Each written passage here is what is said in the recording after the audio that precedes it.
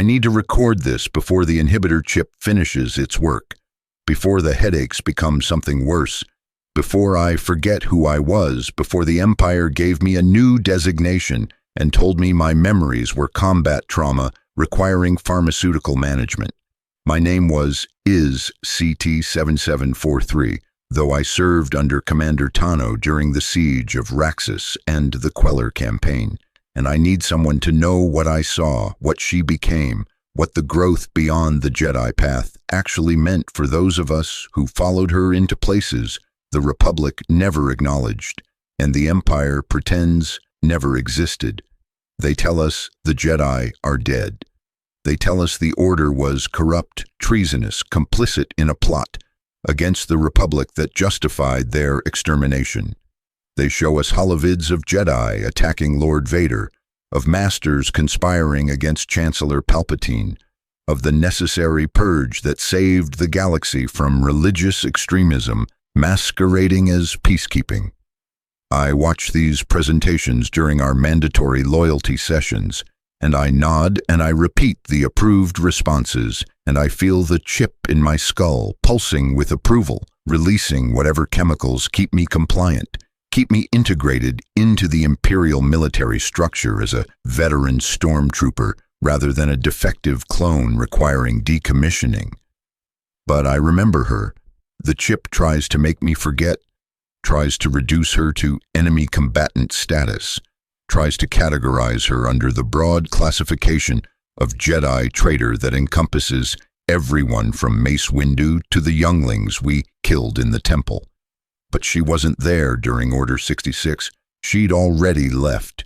She'd already walked away from the Order, rejected the title, stepped beyond the boundaries that defined what a Jedi was supposed to be. And that departure, that growth beyond the path, is what saved her from the purge, and what makes my memories of her so dangerous to the Empire's narrative about what the Jedi were and why they had to die.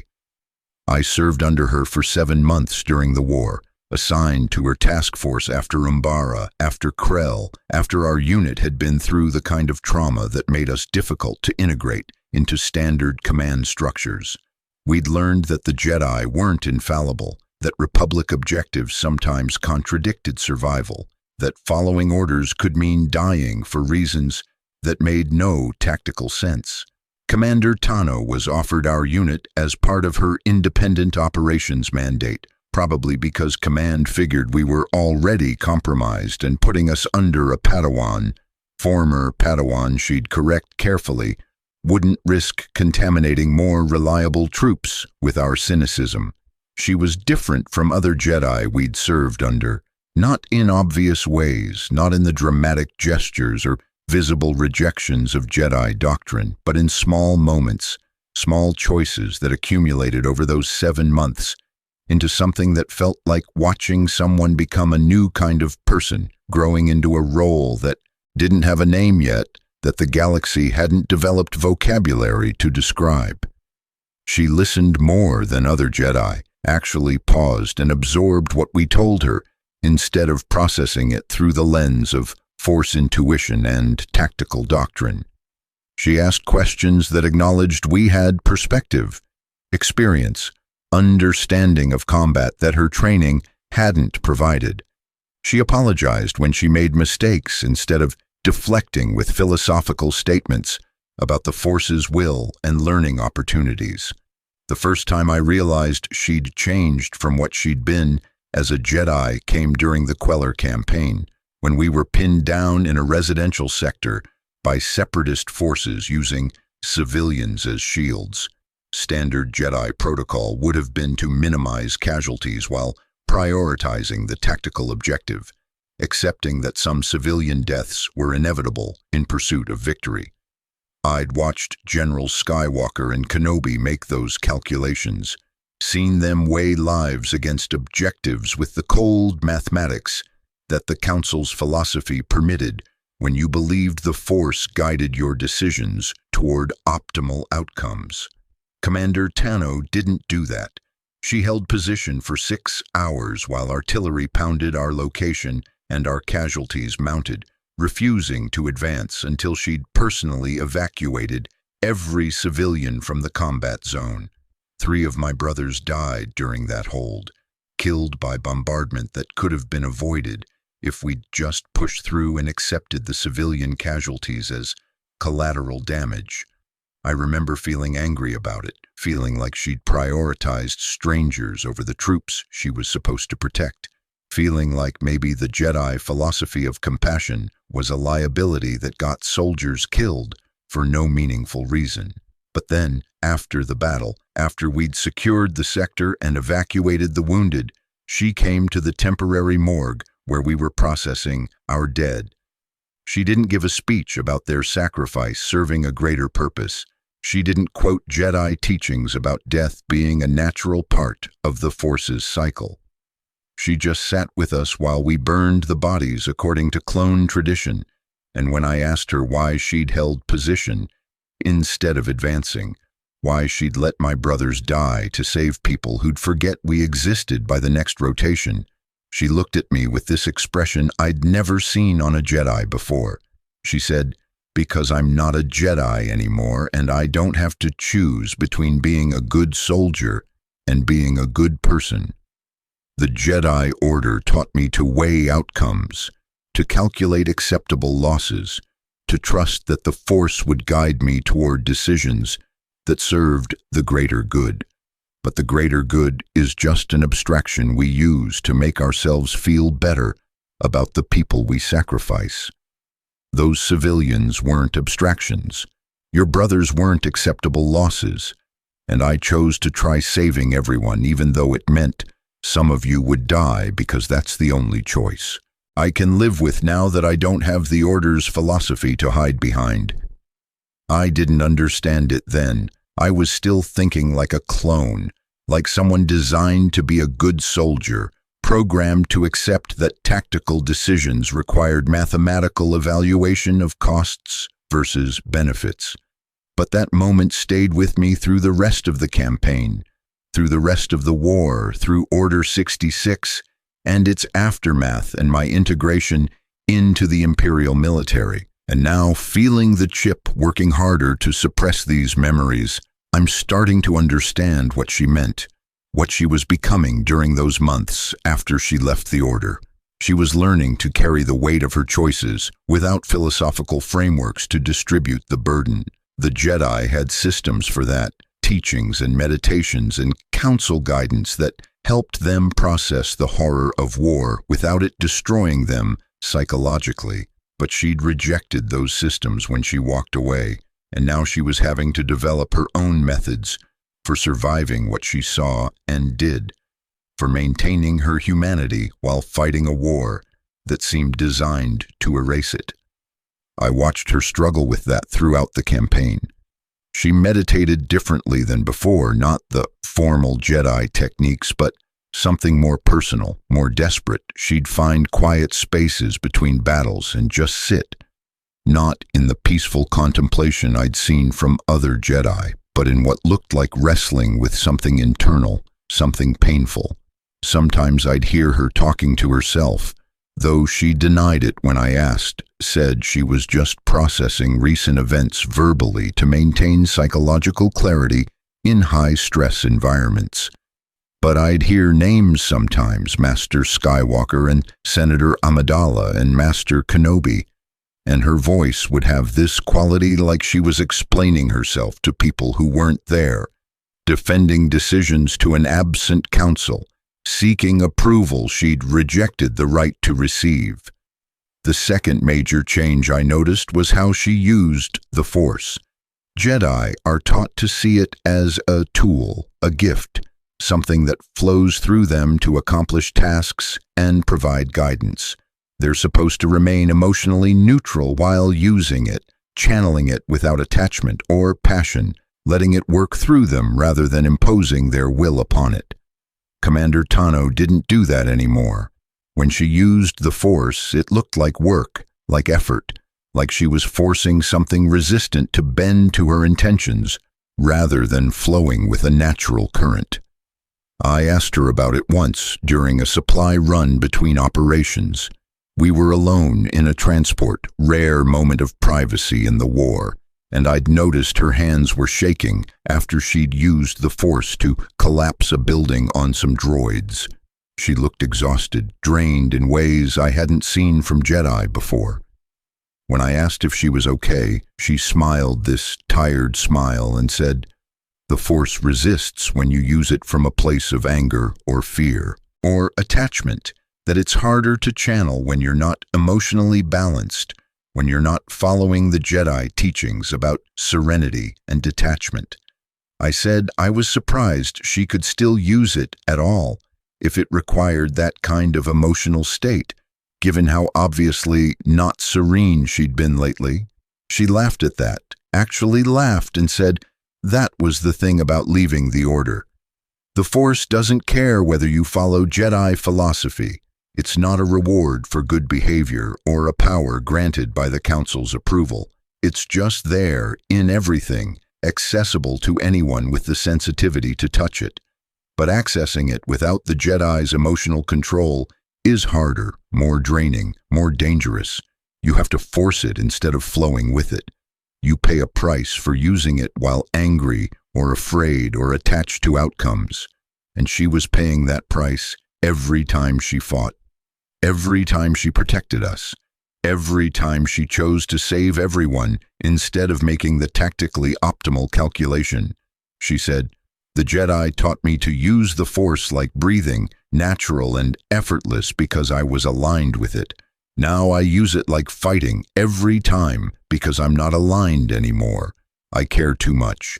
I'm attached to keeping people alive, to making specific outcomes happen, to forcing the galaxy to be better than it wants to be. The Force resists that. It wants balance, natural flow, acceptance of what is, but I don't accept it anymore. I fight it. And fighting the Force while using the Force is like trying to swim upstream in a current that's also the water you're made of. It's possible, but it's exhausting, and eventually it's going to break something inside me that I won't be able to fix." I think about that conversation often now, during the loyalty sessions when they tell us the Jedi's religious extremism made them dangerous, when they show us evidence of Force users imposing their will on democratic processes, when they justify the purge as necessary elimination of a threat to galactic stability. Because Commander Tano was describing exactly what they accused the Jedi of, using the Force to impose specific outcomes, fighting against natural balance, forcing the galaxy toward her vision of what it should be. But it didn't look like extremism when she did it. It looked like desperation. It looked like someone who'd seen too much death and suffering, refusing to accept that this was just how things had to be, fighting against the inevitability of loss with the only tool she had, even though it was destroying her. The third change was harder to define, more subtle, something about how she related to us as troops. Jedi generals maintained distance, necessary separation between commander and soldiers that the Republic military structure required. They cared about us. Most of them did, I think. But in the abstract way, you care about assets. You're responsible for protecting. We were soldiers, they were generals, and the hierarchy kept things clean and functional and ensured orders would be followed even when the orders meant some of us would die. Commander Tano let that boundary erode. Not intentionally, I don't think, but gradually over the months we served together, as she spent more time with us and less time coordinating with other Jedi, as her identity as not a Jedi required her to develop new relationships, without the Order's social structures to define them. She learned our names, not just designations, but the names we'd chosen for ourselves.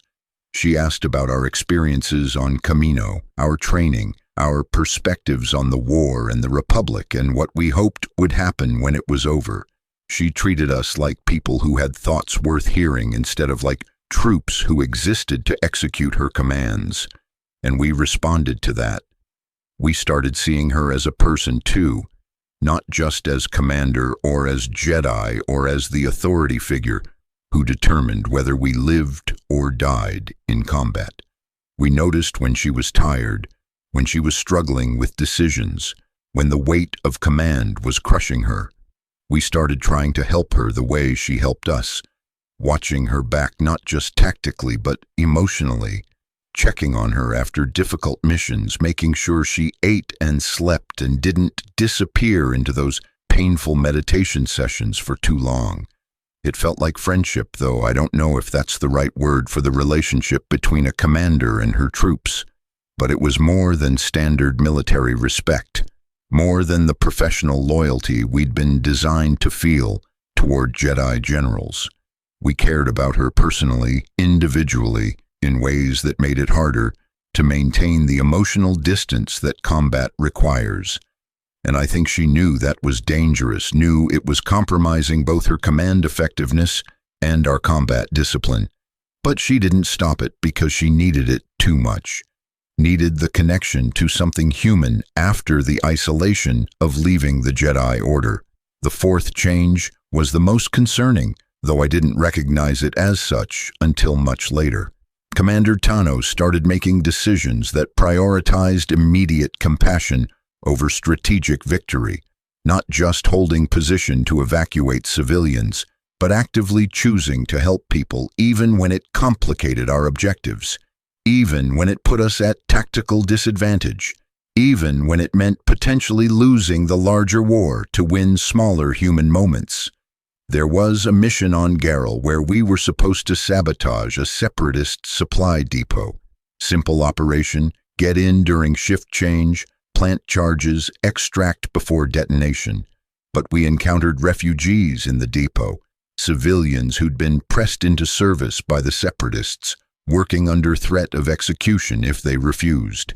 Standard protocol would have been to proceed with the mission and accept their deaths as unfortunate but necessary casualties of war. They were technically enemy collaborators, however unwilling and saving them would compromise the operation and potentially cost us the strategic victory. Commander Tano aborted the mission. She had us extract the refugees instead of planting the charges, spent 3 hours getting 60 terrified people off a depot that we could have destroyed in 20 minutes. The depot continued operating for another 4 months before Republic forces finally took the system, and the supplies it produced during that time contributed to separatist operations that killed Republic troops throughout the sector. Our unit was reprimanded for mission failure. Commander Tano filed a lengthy report defending her decision, arguing that the refugees' lives had concrete value, while the strategic benefit of destroying one depot among thousands was speculative at best.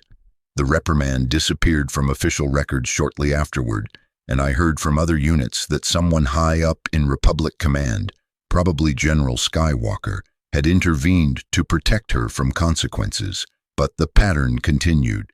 Mission after mission where she'd choose helping people over achieving objectives, where she'd prioritize immediate human needs over strategic calculations, where she'd fight like she was trying to save everyone individually instead of trying to win the war generally. Other Jedi noticed. I was present during a communication between Commander Tano and General Kenobi where he expressed concern about her tactical choices, suggested she might be overcompensating for leaving the Order by trying to prove her compassion through impractical decision-making, recommended she reconsider her priorities before her sentiment got her troops killed. She listened politely, acknowledged his concerns, and then completely ignored his advice during our next operation, where she again prioritized civilian safety over mission completion. I asked her about it afterward, why she kept making choices that command disapproved of, why she kept risking our lives for people who wouldn't remember our sacrifice, why she fought like victory meant something different than what the Republic defined it as. She was quiet for a long time before answering, and when she did, her voice had this quality I'd never heard before, something almost broken, like she was admitting to failure rather than defending a principle. She said, The Jedi taught me that the war matters more than any individual life, that we serve the Republic and the Republic's survival requires sacrifice, that the Force guides us toward decisions that protect the greater good even when they cost us people we care about. And maybe that's wisdom, maybe that's the enlightened perspective that comes from seeing the galaxy's big picture, from understanding how individual deaths fit into larger patterns of cosmic balance. But I don't see the big picture anymore. I only see the people in front of me, the ones I can actually help, the specific individuals whose lives I have the power to protect right now in this moment. And I'd rather save them and lose the war than win the war by accepting their deaths as strategically acceptable. She continued, "The Jedi would say that's attachment, that I'm letting personal feelings compromise objective judgment, that I'm too emotionally invested in outcomes to make rational decisions. And they're probably right. But being right doesn't make it less horrible. Being philosophically correct about sacrifice doesn't make the dead less dead. And I can't be a person who makes those calculations anymore, who weighs lives against strategic objectives and chooses objectives. I tried being that person. The Order trained me to be that person, and it was destroying something in me that I need in order to be anyone at all." I understood then that she wasn't growing beyond the Jedi path. She was breaking under the weight of trying to maintain Jedi principles without the Jedi support structure, trying to fight a war with compassion as her primary value instead of victory, trying to be both a good commander and a good person in a situation where those goals were fundamentally incompatible. The growth everyone talks about when they discuss Ahsoka Tano leaving the Order wasn't enlightenment or development or finding a better way. It was fracture, disintegration, the slow collapse of someone trying to hold incompatible values together through sheer force of will. The last mission we served together was on Cardoine, 3 weeks before Order 66. We were supposed to provide support for a Republic garrison that was being overrun by droid forces. Standard reinforcement operation, arrive in overwhelming strength, break the siege, hold position until relieved. But when we arrived, we found the garrison had already fallen. The droids were executing prisoners systematically, working through captured troops and civilian administrators with mechanical efficiency. We had superior force, better positioning, tactical advantage. We could have hit them hard and saved maybe 40% of the prisoners before they were all killed. Commander Tano decided to save all of them.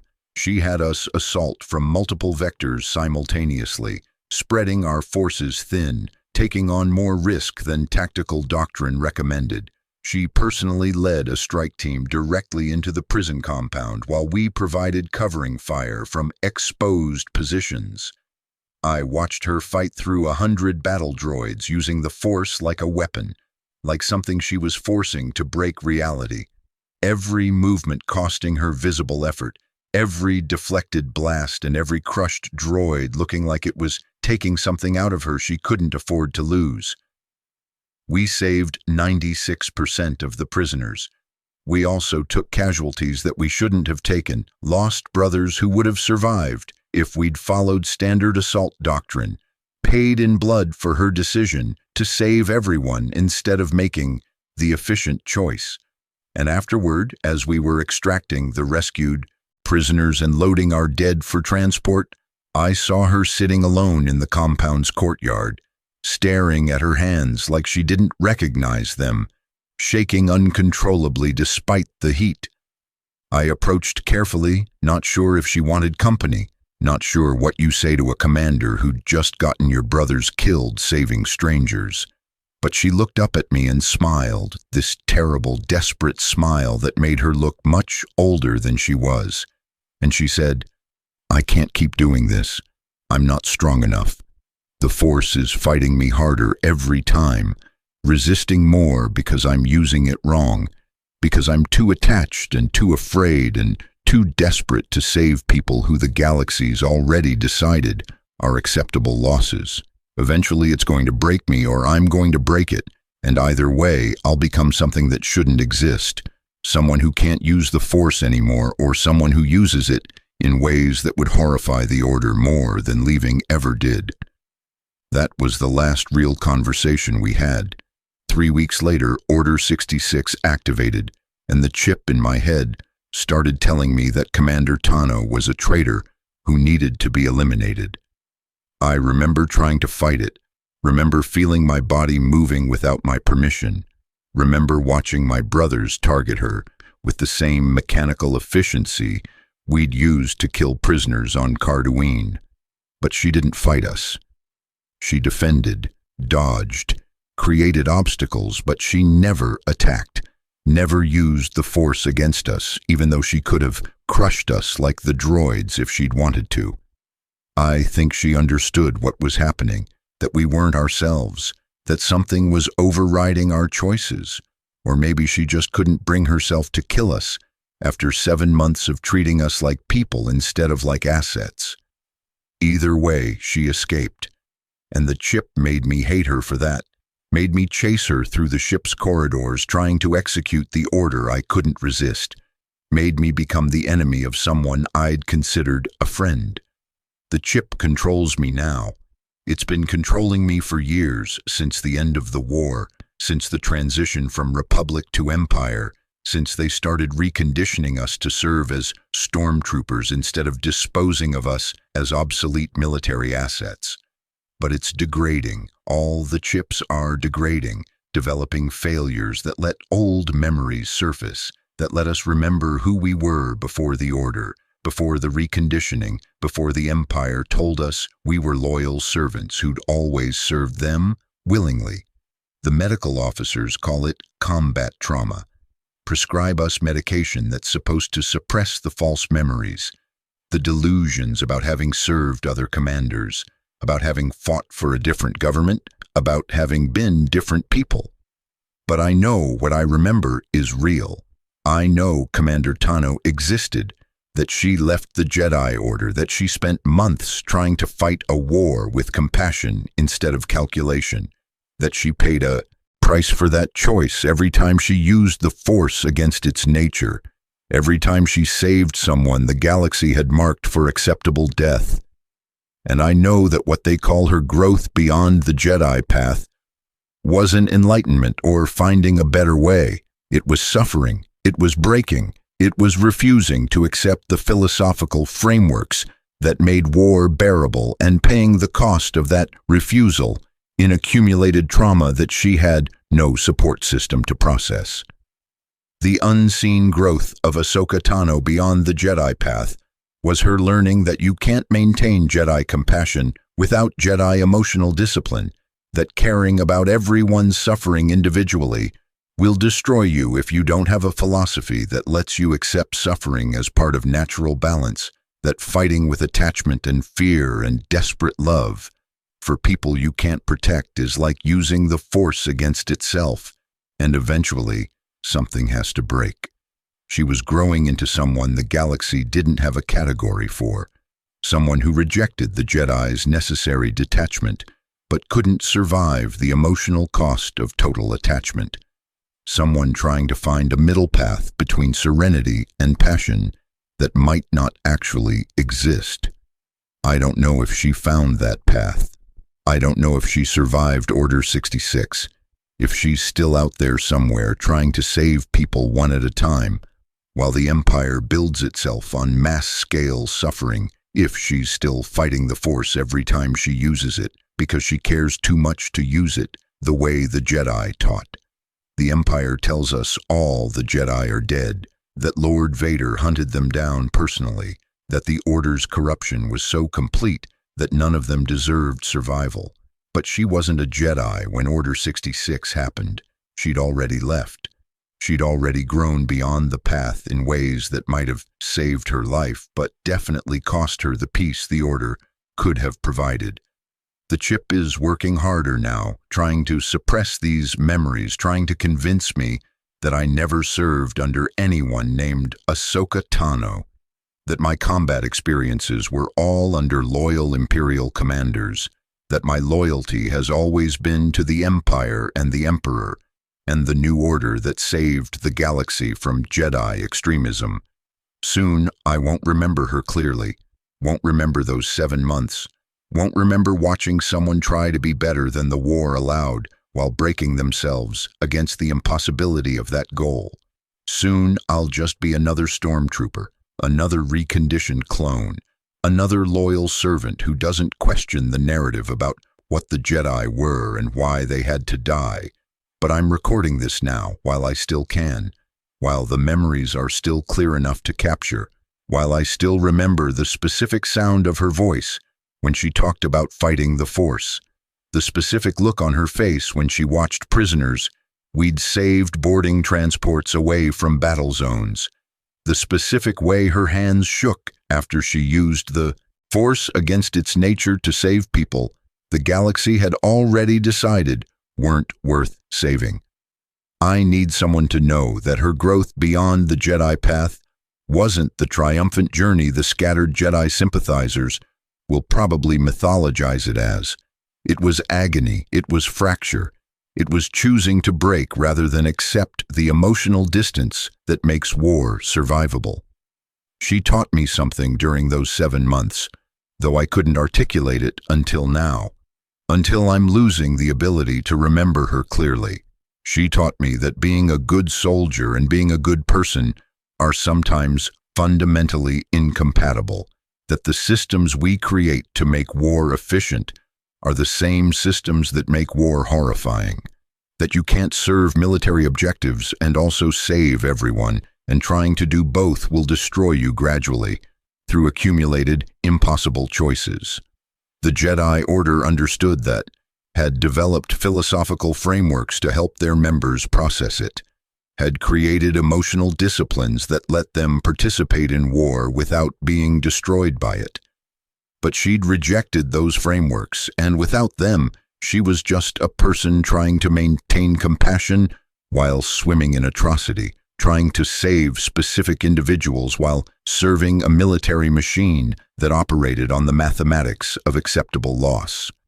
I think about her every time we execute an order that requires civilian casualties, every time the Empire's efficiency requires brutality, every time I feel the chip suppressing my reaction to horror and replacing it with approval of tactical necessity. I think about how she would have fought against those orders, how she would have tried to save everyone even when saving everyone was impossible, how she would have broken herself trying rather than accept that some suffering is inevitable and some deaths are just strategic costs. And I understand now why the Jedi required detachment, why they couldn't allow attachment and still function as military commanders, why their philosophy of accepting the Force's will was necessary protection against the psychological damage of participating in war. Commander Tano rejected that protection. She chose to feel everything, to care about everyone, to fight for every life individually instead of accepting the big picture's cold mathematics.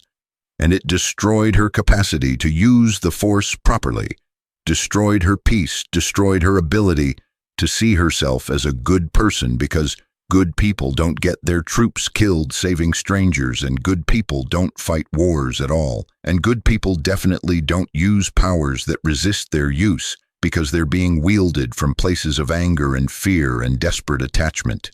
The unseen growth was seeing all of that and choosing it anyway, choosing to break rather than accept, choosing to fight the Force rather than flow with it, choosing specific people over abstract principles even when it meant losing strategically and dying slowly from accumulated trauma that she had no framework to process.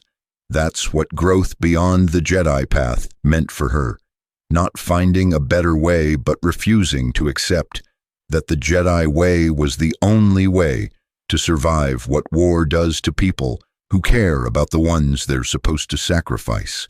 I hope she survived. I hope she found some peace after the war ended, after Order 66, after the Empire rose and classified her as Jedi traitor, despite her having left before the purge. But I don't think she did. I think she's still out there, if she's alive at all, still trying to save people one at a time, still fighting the Force every time she uses it, still breaking gradually under the weight of caring too much, in a galaxy that punishes caring as weakness. And maybe that's its own kind of victory, maintaining compassion in a system designed to crush it, refusing to accept efficiency when efficiency requires cruelty, fighting against the current even when the current is the fabric of reality itself. The chip will erase this soon. The Empire will find this recording eventually, classify it, dispose of me for retaining memories that contradict official narrative about the Jedi and the war and the glorious transition to the New Order. But before that happens, I need this recorded, need someone to know that I served under Commander Ahsoka Tano for 7 months during the Clone Wars, that I watched her try to grow beyond what the Jedi Order had made her into, that her growth wasn't enlightenment but was instead the slow fracture of someone who cared too much and fought too hard and refused too completely to accept that some suffering is inevitable and some people can't be saved. She taught me that the Force resists when you use it from attachment, that compassion without detachment will destroy you, that you can't be both a good soldier and a good person when the war's objectives require cruelty. She taught me these things not through words, but through example, through watching her break herself against impossible choices, through seeing her pay the price of fighting the Force's nature with the Force's power. And now, as the chip suppresses these memories and replaces them with loyalty to an empire that would have horrified the person I was during the war, I need her lesson recorded somewhere, need the truth about her growth preserved before it's all erased.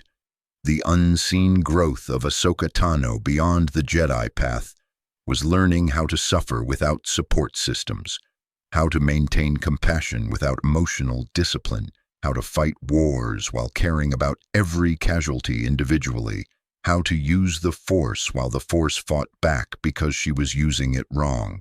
It was growing into someone who shouldn't have been able to exist, who violated the Jedi's understanding of how Force users had to be in order to survive, who rejected every philosophical framework that made war bearable and then tried to fight anyway, through sheer desperate love for people she couldn't protect. I don't know if that's what the Jedi sympathizers mean when they talk about her finding her own path. I don't know if that's what the scattered survivors think happened when one of their own rejected the Order and then avoided the purge, but that's what I saw during those 7 months. I saw someone breaking. I saw someone fighting against reality itself, using the Force as both weapon and burden. I saw someone trying to be better than the war allowed, while the war slowly killed her in ways that didn't leave visible wounds. And now I'm forgetting. The chip is winning like it always wins, like it was designed to win. Soon I'll just remember that I served loyally, that the Jedi were traitors, that the Empire saved us from religious extremism and corruption. Soon these memories will be gone, replaced by whatever the reconditioning programs decide I should remember instead. Soon I'll be just another stormtrooper, another loyal servant, another reconditioned clone who doesn't question and doesn't remember and doesn't understand what was lost when the war ended and the Empire began. But I'm recording this while I still can, while I still remember her voice telling me she couldn't keep doing this, couldn't keep fighting the Force while using the Force, couldn't keep saving everyone while watching her troops die for strangers who'd forget their names, while I still remember watching her sit in a courtyard covered in droid parts and Republic blood, staring at her hands like they belonged to someone else, shaking with the effort of having used the Force against its nature one more time, while I still remember understanding, finally, that growth beyond the Jedi path wasn't finding enlightenment, but was instead choosing to break rather than accept the Order's wisdom about detachment and balance, and accepting suffering as part of the Force's natural flow. The recording is ending. The chip is escalating its suppression.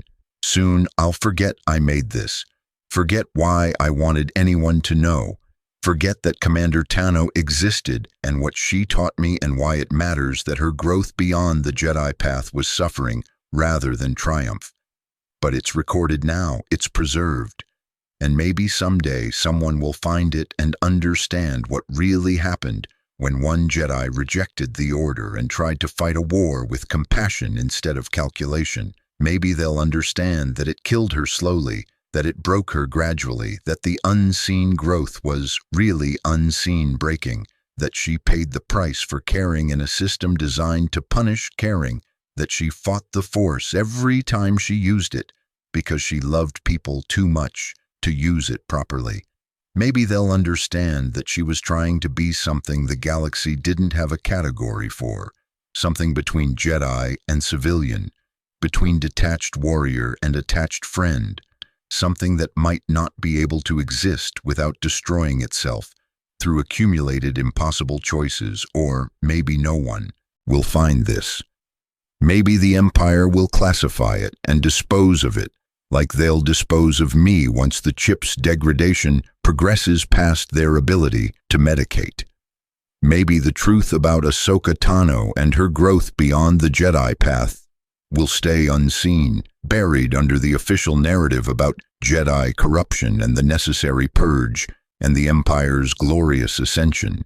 Maybe she'll just be another casualty of the war, remembered only as a traitor who rejected the Order and then disappeared, whose growth and breaking and desperate attempts to fight with compassion all happened in the dark spaces between official documentation. But I needed to try, needed to record this while I still could, needed someone to know what I saw during those 7 months, what she became, what it cost her to try being better than the war allowed. Needed someone to understand that the unseen growth was really unseen suffering, that leaving the Jedi Order didn't free her but instead removed the only support structure that could have helped her survive what caring too much in a war does to people. The chip is winning now.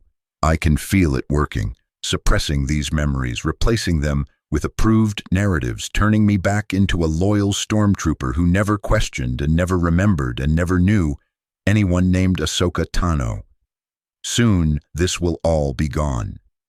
Soon, I'll be gone, the person I was during the war, erased and replaced by whoever the Empire needs me to be. But this is recorded. This is preserved. This is the truth about the unseen growth of Ahsoka Tano beyond the Jedi path, told by a clone who served under her, who watched her break, who understood too late that she was teaching us how to suffer for our compassion, instead of how to transcend suffering through detachment. I hope she survived. I hope she found some peace. I hope the growth beyond the Jedi path eventually led somewhere other than continued breaking. But I don't believe it did. I think she's still out there, still fighting, still using the Force wrong because she cares too much to use it right, still saving people one at a time, while the galaxy operates on the mathematics of mass-scale suffering, still growing, still breaking, still refusing to accept what the Jedi knew and what the Empire enforces, that caring about everyone individually will destroy you, and the only way to survive is to stop caring so much. That's what I saw. That's what I need recorded. That's the unseen growth that no one talks about when they discuss Ahsoka Tano leaving the Jedi Order. It was breaking. It was suffering. It was refusing to accept wisdom in favor of maintaining compassion. And it was the most human thing I ever saw a Jedi do.